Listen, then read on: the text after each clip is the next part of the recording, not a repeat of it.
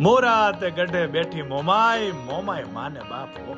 કહેવાય છે કે સૌરાષ્ટ્રમાં જાડેજાઓ રહેતા હતા, જેમને અંદરો અંદર મતભેદ થતા કેટલાક કુટુંબો કચ્છ તરફ ચાલી નીકળ્યા. રસ્તામાં વિશાળ રણ આવતા તેઓ તરસે ટળવળવા લાગ્યા અને કુળદેવીમાં મોમાઈને યાદ કરવા લાગ્યા. માડી 16 વર્ષની કન્યાનું સ્વરૂપ લઈ હાંડડી પર સવાર થઈને આવ્યા અને તેઓને મીઠું અમૃત જેવું પાણી પાયું. કહ્યું કે મારી સાંઢડીના પગલે પગલે ચાલ્યા આવજો.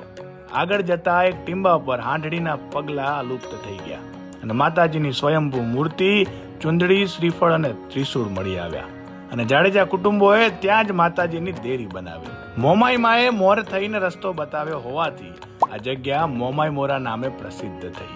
હાલ મોરાગઢ પણ કહેવાય છે. મોમાઈ મા પર રબારી, ભરવાડ, જાડેજા, કારડિયા, રજપૂત, વાઢેર, પટેલ તેમજ અન્ય સમાજો અનન્ય શ્રદ્ધા ધરાવે છે અને માતાજી ઘણાના કુળદેવી પણ છે. આપ પણ ક્યારેક આવજો મારી મોરાગઢ વાળી મોમાઈના દર્શને. જય મોમાઈ માં.